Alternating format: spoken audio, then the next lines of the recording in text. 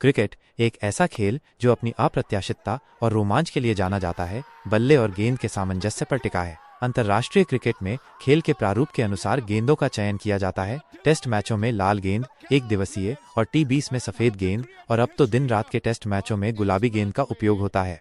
आमतौर पर विभिन्न प्रारूपों के लिए गेंदें तो बदलती हैं, लेकिन बल्ले वही रहते हैं। हालांकि क्रिकेट के इतिहास में कुछ ऐसे अवसर आए हैं जब मैदान पर असामान्य बल्ले दिखे और उन्होंने काफी हलचल मचाई। आइए ऐसे ही कुछ दिलचस्प बल्लों के बारे में जानते हैं। डेनिस लिली का एल्यूमीनियम बैट। ऑस्ट्रेलिया के तेज गेंदबाज डेनिस लिली ने एक बार मैदान पर एल्यूमीनियम का बल्ला लेकर उतरकर सबको चौंका दिया था। वेस्टइंडीज के खिलाफ एक मैच में भी उन्होंने इसी बल्ले का इस्तेमाल किया था, जिससे गेंद खराब हो रही थी। इंग्लैंड के तत्कालीन कप्तान ने इस असामान्य बल्ले के उपयोग पर आपत्ति जताई। आखिरकार ऑस्ट्रेलियाई टीम के कप्तान ग्रेग चैपल ने लिली को लकड़ी का बल्ला दिया, जिसके बाद ये विवाद शांत हुआ। यह घटना खेल की भावना और उपकरणों की उपयुक्तता पर एक बड़ा प्रश्न चिन्ह लगा गई थी। रिकी पॉन्टिंग का graphite bat.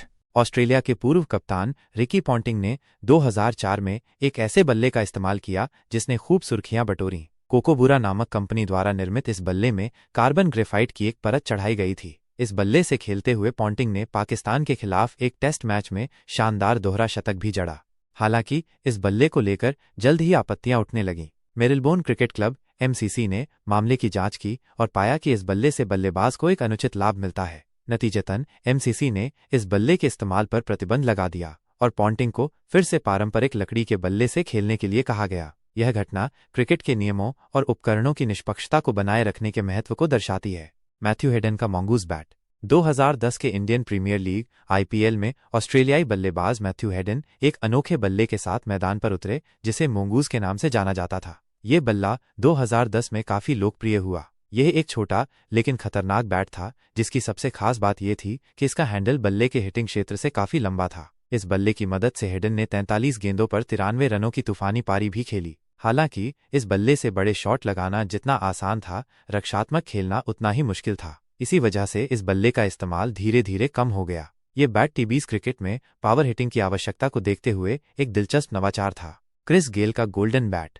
Big bash league BBL जैसे T20 लीगों में खिलाड़ियों को रंगीन बल्ले इस्तेमाल करने की अनुमति है। ऐसे ही एक सीजन में वेस्टइंडीज के धाकड़ बल्लेबाज क्रिस गेल एक सुनहरे रंग के बल्ले के साथ मैदान पर उतरे। वह रंगीन बल्ले का उपयोग करने वाले पहले प्रमुख खिलाड़ी बने। गेल ने अपने गोल्डन बैट से विरोधियों के गेंदबाजों की खूब धुनाई की और कई छक्के लगाए। हालांकि कई लोगों का मानना था कि इस बल्ले के अंदर धातु का इस्तेमाल किया गया है, लेकिन ये मुख्य रूप से एक आकर्षक और मनोरंजक पहलू था जिसने दर्शकों का ध्यान खींचा। ये कुछ उदाहरण दर्शाते हैं कि क्रिकेट के इतिहास में बल्ले के डिजाइन और सामग्री में किए गए बदलावों ने किस प्रकार विवादों को जन्म दिया या खेल के नियमों और भावना पर बहस छेड़ दी। ये खेल की गतिशील प्रकृति और इसमें होने वाले तकनीकी विकास को भी